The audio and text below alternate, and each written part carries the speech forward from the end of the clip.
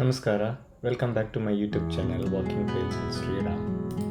ಈ ತೊರೆಕೋ ಹತ್ರ ಇರೋ ಐಲ್ಯಾಂಡಿಗೆ ಹೋಗ್ಬೇಕಂದ್ರೆ ನಾವು ಫಸ್ಟ್ ಟ್ರೈನಲ್ಲಿ ಹೋದ್ವಿ. ಅದಾದಮೇಲೆ ಒಂದು ಬಸ್ ತೊಗೊಂಡು, ಅದಾದಮೇಲೆ ಒಂದು ಫೆರಿ ಹಿಡ್ಕೊಂಡು ಒಂದು ಬೋಟಲ್ಲಿ ಐಲ್ಯಾಂಡಿಗೆ ಹೋಗ್ಬಿಟ್ಟು ಬಂದ್ವಿ.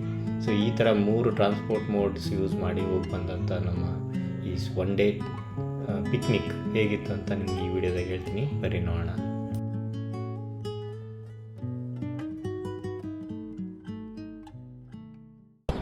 ನಮಸ್ಕಾರ. ನಾವು ಇವತ್ತು ಟೊರೆಕೋಗೆ ಹೋಗ್ತಾ ಇದ್ದೀವಿ. ನಾವು ಎಲ್ಸಿಂಗ್ಬರ್ಗಿಂದ ಇಲ್ಲೊಂದು ಬೋಸ್ಟಾಡ್ ಅಂತ ಒಂದು ಸಣ್ಣ ಸಿಟಿ ಐತಿ, ಅಲ್ಲಿಗೆ ಬಂದು ಅಲ್ಲಿಂದ ಇನ್ನೊಂದು ಬಸ್ ಸಿಗಬೇಕು.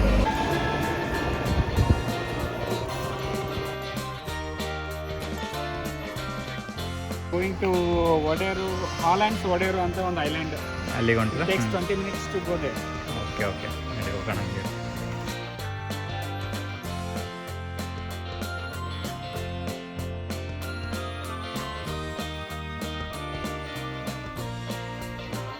ನಾವು ಹೋಗ್ಬೇಕಾಗಿರೋ ಐಲ್ಯಾಂಡಿಗೆ ಕರ್ಕೊಂಡು ಹೋಗೋಕ್ಕೆ ಬೋಟ್ ಬಂತು.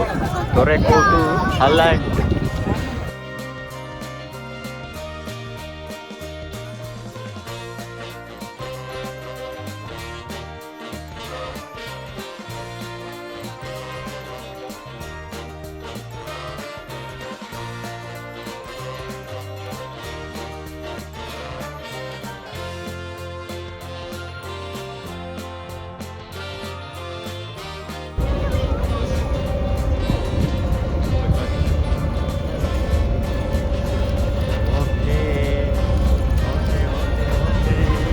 ಮೇಲ್ಗಡೆ ನಾವು ಹೋಗಿ ಕುಂದಿರ್ಬೋದು.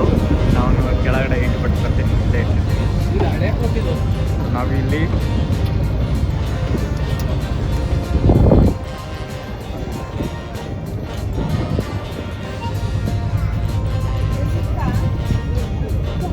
ನಮ್ಮ ಹುಡುಗರು ಒಂದು ಕಡೆ ಸೆಟ್ಲ್ ಆದರು. ಸೊ ಎಲ್ಲರೂ ಹತ್ತಿ ಕೂತ್ಕೊಂಡಿವಿ. ಒಡೆರೋ ಐಲ್ಯಾಂಡಿಗೆ ಹೋಗೋಕೆ ರೆಡಿ ಆಗಿವಿ. Let's go. ನೋಡಿ, ನಮ್ಮ ಹುಡುಗರು ಏನು ಚಳಿ ಇಲ್ಲ ಅಂತಂದು ಹಂಗೆ ಬಂದ್ಬಿಟ್ಟಾರ. ಸ್ವಲ್ಪ ಹುಡುಗರು ಫುಲ್ ಚಳಿ ಆಗತೈತಿ. ಬೀಚ್ ಹತ್ರ ಬಂದೀವಿ ಅಂತಂದ್ರೆ ಅಷ್ಟೇ ಮಾಡೋದ್ರಿ, ಮತ್ತೆ ಇನ್ನೇನು.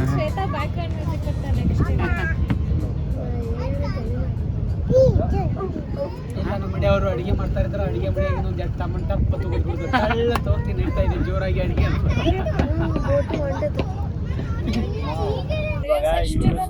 ನೋಡು, ಸಮ್ಮರ್ನಾಗ ಒಟ್ಟ ಮನೆ ಏನೇನ್ ಕೆಲಸ ಮಾಡ್ಬೋದು ಇವರೆಲ್ಲ, ಆಕ್ಟಿವಿಟೀಸ್ ಏನೇನ್ ಮಾಡ್ಬೋದು ಇವರೆಲ್ಲ.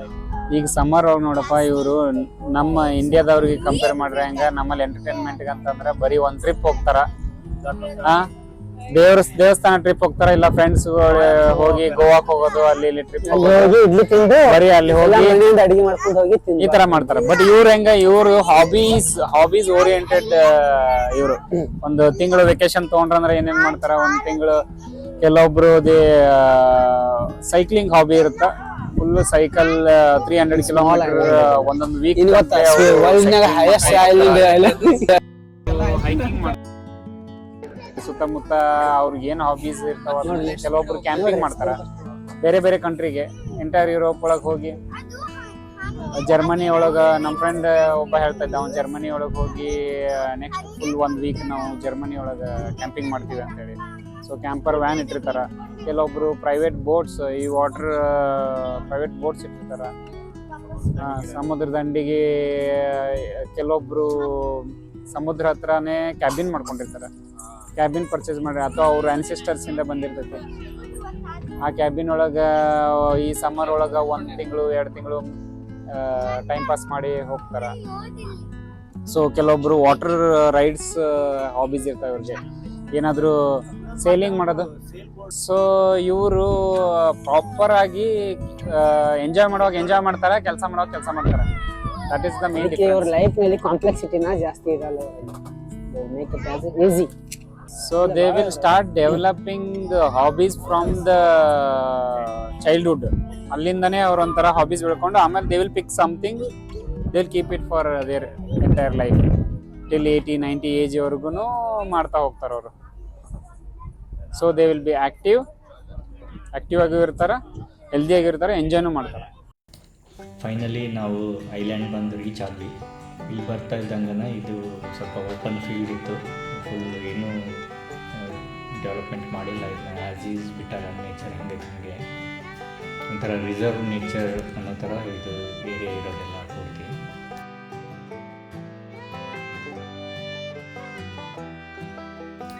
ಸ್ವಲ್ಪ ಮುಂದೆ ಬಂದರೆ ಅಲ್ಲಿ ಒಂದು ರೆಸ್ಟೋರೆಂಟು, ಆಮೇಲೆ ಒಂದು ಇನ್ಫಾರ್ಮೇಷನ್ ಬೋರ್ಡ್ ಹಾಕಿದ್ರು, ಈ ಐಲ್ಯಾಂಡಲ್ಲಿ ಏನೇನು ಐತಿ, ಯಾವ ಕಡೆ ಹೋಗ್ಬೋದು, ಟ್ರೈಲ್ಸ್ ಎಲ್ಲದವು ಅಂತಂದು ಎಲ್ಲ ಮ್ಯಾಪ್ ಹಾಕಿದ್ರು.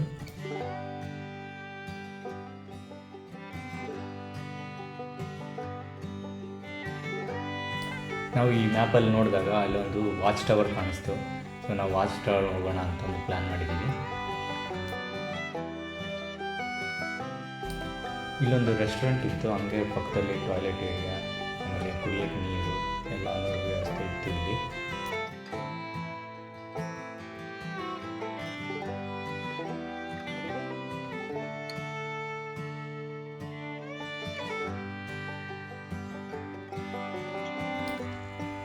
ನಾವು ಮನೆಯಿಂದ ಬಿಟ್ಟಾಗೇ ನೀರು ತುಂಬಿಸ್ಕೊಂಡು ಹೋಗಿದ್ವಿ, ಬಟ್ ಅಲ್ಲಿ ಹೋಗೋಷ್ಟಿಗೆ ಆಲ್ರೆಡಿ ಅರ್ಧ ಖಾಲಿ ಆಗಿದ್ವು. ಮತ್ತು ಅಲ್ಲಿ ನೀರು ರೀಫಿಲ್ ಮಾಡ್ಕೊಂಡು ನಡ್ಕೊಂಡು ಬಂದ್ವಿ. ಅಲ್ಲೊಂದು ಕಾಲ್ದಾರ ಇತ್ತು ಹೋಗ್ಬೇಕಂತಂದು, ಅದ್ರ ಮುಂಟನೇ ವಾಚ್ ಟವರ್ಗೆ ಹೋಗ್ಬೇಕಂತ ನೋಡ್ರಿ. ಸೊ ನೋಡಿರಿ, ಇಲ್ಲಿ ನೇಚರ್ ರಿಸರ್ವ್ ಅಂತ ಏರಿಯಾ ಬೋರ್ಡ್ ಹಾಕ್ಯಾರ. ಸೊ ಒಂಥರ ಏನು ಕಾಲ್ದಾರಿ, ಏನು ಡೆವಲಪ್ಮೆಂಟ್ ಮಾಡಿರಲ್ಲ, ಬಟ್ ಇಲ್ಲೇನು ಹಾರ್ಮ್ಫುಲ್ ವೈಲ್ಡ್ ಎನಿಮಲ್ಸ್ ಅಂತ ಏನು ಡೇಂಜರ್ ಎನಿಮಲ್ ಥರ ಏನು ಇರಲ್ಲ. ಸೊ ಹಂಗಾಗಿ ಇಟ್ಸ್ ಓಕೆ, ನಡೀತಿಲ್ಲ.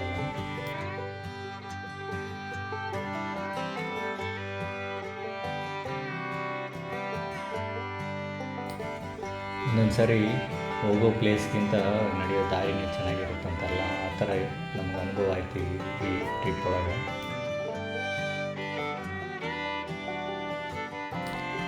ನಮ್ಮೂರಾಗ ಬಾರಿ ಗಿಡ ಹೆಂಗಿರ್ತಾವೆ ಹಂಗತೆ ಇಲ್ಲಿ ಸೇಬಣ್ಣಿನ ಗಿಡ ಇರ್ತಾವೆ.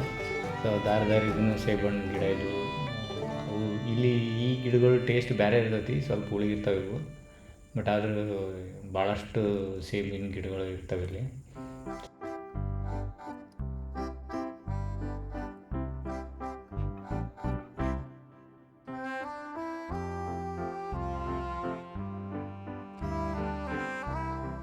ಒಂದು ಅರ್ಧ ಕಿಲೋಮೀಟ್ರ್ ನಡೆ ಅಷ್ಟಲಿಗೆ ನಮ್ಗೆ ವಾಚ್ ಟವರ್ ಕಾಣಿಸೋಕತ್ತಿತ್ತು.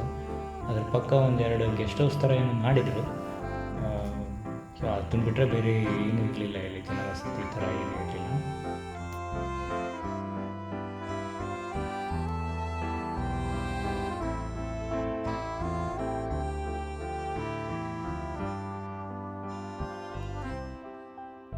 ಈ ನಾವು ನಡ್ಕೊಂಡು ಹೋಗ್ತಿರೋ ದಾರಿ ಉದ್ದಕ್ಕೂ ಈ ಥರ ಬೆರೀಸ್ ಇದ್ವು.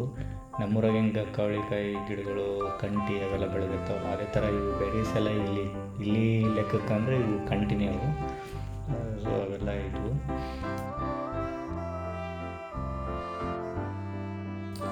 ಬೀಚ್ ಆದ ಕೂಡಲೇ ನಾವು ಪಿಕಾಡೆಲಿ ಅಂತಂದು ಒಂದು ಪಾರ್ಸಲ್ ತೊಗೊಂಡೋಗಿದ್ವಿ ಒಂದು ಶಾಪಿಂಗ್ ಮಾಲಿಂದ. ಸೊ ಎಲ್ಲರೂ ಊಟ ಮಾಡೋಕ್ಕೆ ಸ್ಟಾರ್ಟ್ ಮಾಡಿದ್ವಿ. ಇದೊಂಥರ ಸಲಾಡ್ ಮಿಕ್ಸ್, ಪಾಸ್ತಾ ಎಲ್ಲ ಸೇರಿ ಇತ್ತು. ನಮ್ಗೆ ಬೇಕಾಗಿರೋದನ್ನ ಹಾಕ್ಕೊಂಡು ಒಂದು ಬಾಕ್ಸ್ ಮಾಡಿಕೊಂಡು ಹೋಗೋದು. ಇದು ವೇಟ್ ಮೇಲೆ ಬಿಲ್ ಹಾಕಿ ಕೊಡ್ತಾರೆ ಅವರು. ಈ ಥರ ಎಲ್ಲರೂ ತೊಗೊಂಬಂದಿದ್ವಿ.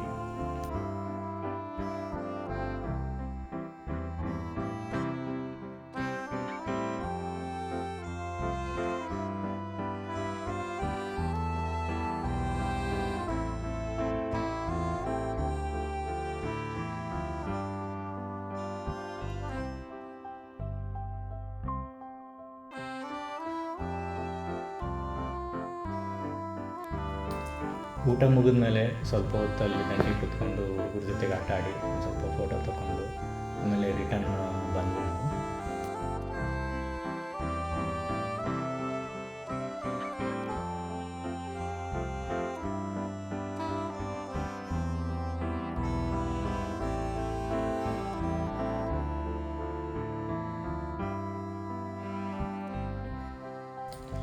ರಿಟರ್ನ್ ಬರಬೇಕಾದ್ರೆ ನಮಗೆ ಅಲ್ಲಿ ಒಂದು ಸ್ವಲ್ಪ ಕಾಡು ಕುದುರೆಗಳು ಕಾಣಿಸಿದ್ವು.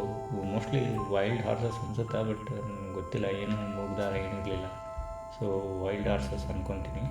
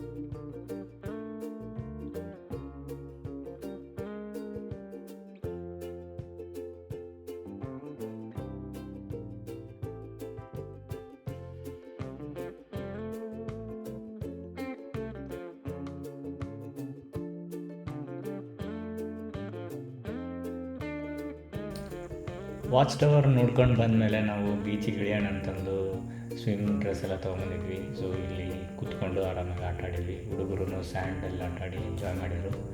ಆಮೇಲೆ ಫುಲ್ಲು ನೀಲಿ ಸಮುದ್ರ ಭಾಳ ಚೆಂದ ಕಾಣಿಸ್ತಾ ಇತ್ತು. ಅಲ್ಲಲ್ಲಿ ಬೋಟ್ಗಳು ಓಡಾಡ್ತಾಯಿದ್ವು. ರಿಲ್ಯಾಕ್ಸ್ ಭಾಳ ಚೆಂದ ಇತ್ತು ಇಲ್ಲಿ ಕೂತ್ಕೊಳಕ್ಕೆ.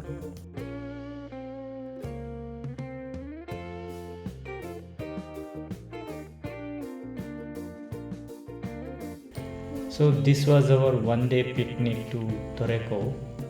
ಸೊ ನಮ್ಮನ್ನು ವಾಪಸ್ ಕರ್ಕೊಂಡು ಹೋಗೋಕೆ ಬೋಟ್ ರೆಡಿ ಆಗಿತ್ತು. ನಾವು ಹೋಗಿ ರಿಟರ್ನ್ ತೊರೆಕೋವ್ ನಗರಕ್ಕೆ ಹೋಗಿ ಅಲ್ಲಿಂದ ಟ್ರೈನ್ ಹಿಡ್ಕೊಂಡು ನಮ್ಮ ಮನೆ ಕಡೆ ಹೊಂಟ್ವಿ.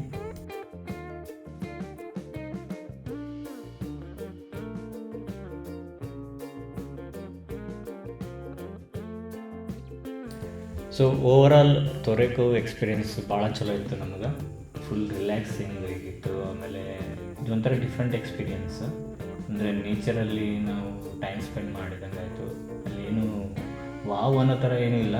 ಇದು ಥರ ಏನಂದರೆ ನೇಚರ್ ಕಂಪ್ಲೀಟ್ ಪ್ಲೇನ್ ಕಾಡೊಳಗಡೆ ಹೋಗಿ ಫುಲ್ ಕ್ಲೀನ್ ಏರ್ ಎಲ್ಲ ಇರುತ್ತೆ. ಸೊ ನಾವು ಕಾಲ್ದಾರೆ ನಡ್ಕೊತ ಹೋಗಿ ಸಿಂಪಲ್ ವಾಚ್ ಟವರ್ ನೋಡಿಕೊಂಡು ಆಮೇಲೆ ಸಮುದ್ರದಲ್ಲಿ ದಂಡಿ ಕೂತ್ಕೊಂಡು ಬೀಚಲ್ಲಿ ಆಟ ಆಡಿ ಸ್ವಲ್ಪ ರಿಲ್ಯಾಕ್ಸಿಂಗ್ ಆಗಿ ಫುಲ್ ಮಸ್ತ್ ಇತ್ತು. ಒಂಥರ ಸ್ವೀಡಿಷ್ ಸ್ಟೈಲ್ ಥರ ಇತ್ತಲ್ಲ, ಆ ಥರ ಮಾಡಿದ್ವಿ ನಾವು. ಒಂದೊಂದು ಸರಿ ಏನನ್ಸುತ್ತಂದರೆ ನಮಗೆ ಏನೋ ಅನ್ಎಕ್ಸ್ಪೆಕ್ಟೆಡ್ ಇರಬೇಕು, ಏನೋ ಭಾರಿ ಇರಬೇಕು ಅಂತ ಅಂದ್ಕೊತೀವಿ.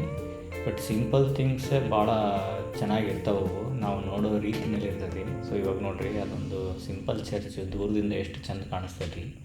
ಇವಾಗ ಬೋಟ್ ಇಳಿದ್ಮೇಲೆ ಅದ್ರ ಹತ್ರನೇ ಹೋಗಿ ನಿಮ್ಗೆ ತೋರಿಸ್ತೀನಿ ಯಾವ ಥರ ಕಾಣಿಸುತ್ತೆ ಅಂತ. ನೋಡಿರಿ ಎಷ್ಟು ಸಿಂಪಲ್ ಸ್ಟ್ರೀಟ್ ವ್ಯೂಸ್, ಆಮೇಲೆ ಏನು ಗಲಾಟೆ ಇಲ್ಲ, ಗದ್ದಲ ಇಲ್ಲ. ಸೊ ಇದೇ ಒಂಥರ ಸಿಂಪಲ್ ಲಿವಿಂಗನ್ನು ಎಕ್ಸ್ಪೀರಿಯೆನ್ಸ್ ಮಾಡ್ದಂಗೆ ಆಯ್ತು ನಮ್ಗೆ ಒಂದು ರೀತಿ ಇದು. ಮುಂದಿನ ವಿಡಿಯೋದಲ್ಲಿ ಮತ್ತೆ ಸಿಗ್ತೀನಿ. ಅಲ್ಲಿವರೆಗೂ ಟೇಕ್ ಕೇರ್, ಬಾಯ್.